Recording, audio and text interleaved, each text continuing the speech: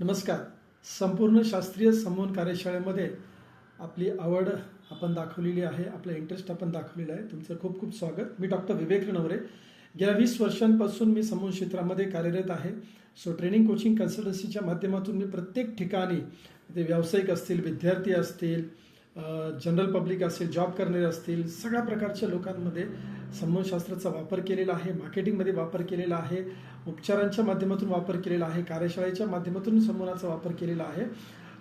या 20 वर्षाच्या अनुभवाचा तुम्हाला नक्कीच फायदा करून घेता येईल. या कार्यशाळेमध्ये बेसिकली काय होणार आहे हे मी तुम्हाला सांगतो. सगळ्यात महत्त्वाची गोष्ट म्हणजे संमोहन नक्की काय आहे हे आपण बघून घेणार आहोत. कारण काय की शास्त्रीय संमोहन काय आहे बऱ्याच लोकांना माहिती नाही आहे. त्याचबरोबर मग संमोहनामध्ये काही समज आहेत, काही गैरसमज असतील, आपले देखील असतील, किंवा तुम्ही ज्या लोकांना भेटाल त्यांच्यामध्ये काही समज गैरसमज असतील, त्याच्याबद्दल आपण जाणून घेणार आहोत. संमोहनशास्त्र काम करतं म्हणजे हे मनाचं शास्त्र आहे. मन कसं काम करतं, अंतर्मन काय आहे, बाह्यमन काय आहे, ह्या दोघींचं कार्य कसं चालतं, ह्या सगळ्या गोष्टी आपण माइंड थिअरीमध्ये बघून घेणार आहोत. म्हणजे एकंदरीत 0 वयापासून ते अगदी प्रौढ अवस्थेपर्यंत जात असताना मनामध्ये कसे बदल होतात, सूचनांचं शास्त्र कसं काम करतं, सूचना कशा लागू होतात, ह्या सगळ्या गोष्टी आपण मनाच्या थिअरीमध्ये बघणार आहोत. त्याचबरोबर नॅचरल हिप्नॉसिस हे समजणं फार गरजेचं आहे. कारण बऱ्याच लोकांना हे लक्षात येत नाही की फक्त संमोहन तज्ज्ञ समोर असेल तरच संमोहन होतं असं नाही आहे.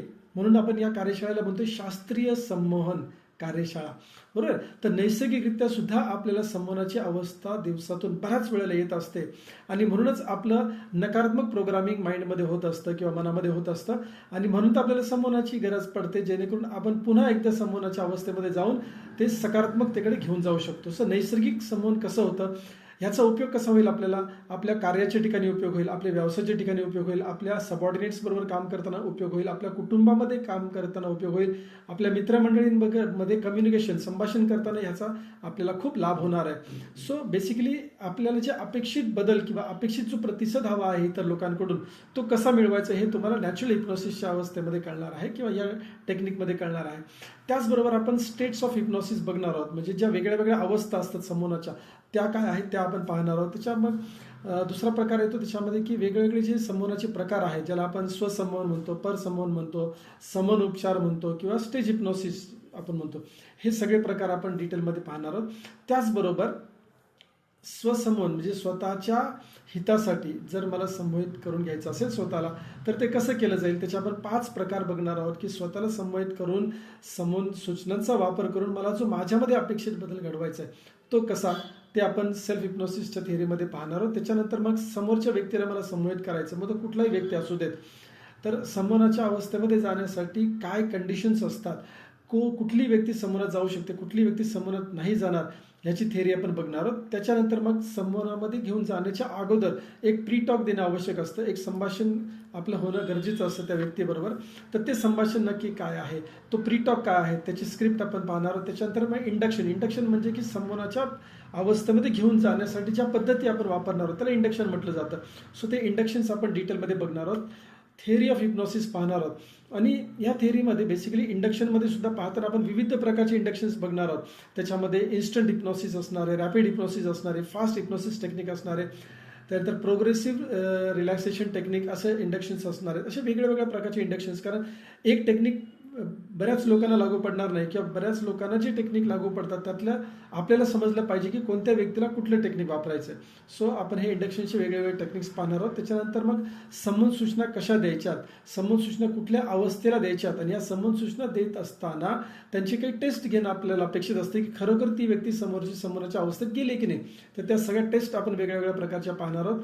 त्यानंतर संमोहन सूचना दिल्यानंतर अशा काही सूचना आपल्याला देणं अपेक्षित असतं की त्याचं संमोहन अवस्थेमधून बाहेर आल्यानंतर त्या व्यक्तीला फायदा झाला पाहिजे. म्हणजेच काय, त्याला आम्ही म्हणतो पोस्ट हिप्नॉटिक सजेशन्स, म्हणजे संमोहनाच्या अवस्थेतून बाहेर आल्यानंतर सुद्धा सूचनांनी काम केलं पाहिजे.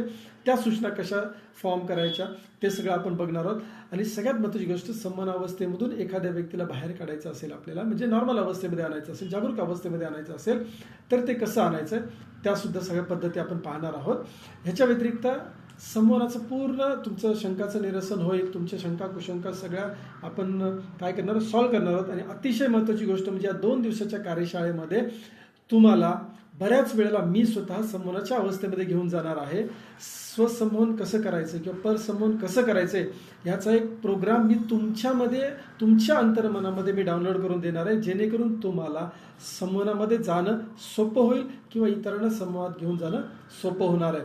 So my dear friends, practicals बरेच होणार आहेत. मी स्वतः तुम्हाला चांगल्या संमोहनाच्या सूचना देणार आहे. तुम्हाला जर काही व्याधी असतील, मानसिक व्याधी असतील, त्याच्यासाठी सुद्धा मी तुम्हाला संमोहन सूचना देणार आहे. आणि ह्याच कार्यशाळेमध्ये तुम्हाला रेकॉर्डेड स्वसंमोहनाचा पूर्ण कोर्स लाईफ टाईमसाठी मिळणार आहे. त्याचबरोबर 21 दिवसांचा माझा जो कोर्स आहे, जो तुम्हाला दररोज रात्री नॅचरल हिप्नोसिसच्या अवस्थेमध्ये ऐकायचा, असे 21 वेगवेगळ्या प्रकारच्या समस्यांसाठी मी सूचना तुम्हाला देणार आहे, जो तुम्हाला लाईफ टाईमचा ॲक्सेस असणार आहे. आणि अतिशय महत्त्वाची गोष्ट म्हणजे ह्या 2 दिवसाच्या कार्यशाळेमध्ये कार्यशाळा संपत नाही, तर त्याची सुरुवात होते. कारण पुढील 3 महिने झूमच्या माध्यमातून प्रत्येक 15 दिवसातून 2 दिवस आपण तुमची उजळणी घेणार आहोत. म्हणजेच काय, तुम्ही जे शिकलाय ते तुम्ही स्वतःसाठी कसं वापरताय, इतरांसाठी कसं वापरताय, तुम्हाला याच्यातनं काय रिझल्ट्स मिळाले, इतरांना काय रिझल्ट्स मिळाले. सो आपण बेसिकली उजळणी केल्यानंतर काय लक्षात येईल की तुम्ही हळूहळू संमोहन तज्ज्ञ म्हणून काय करणार आहात, तुमची प्रगती होणार आहे. सो 100% निश्चिंत व्हा की तुम्हाला संमोहन करता येईल की नाही, किंवा तुमच्यावरती संमोहनाचा प्रयोग होईल की नाही, किंवा तुम्हाला संमोहनशास्त्र शिकता येईल की नाही. कारण याच्यामध्ये माझ्या 20 वर्षाच्या अनुभवाचा मी वापर करणार आहे. सो लवकरच भेटूया कार्यशाळेमध्ये. धन्यवाद.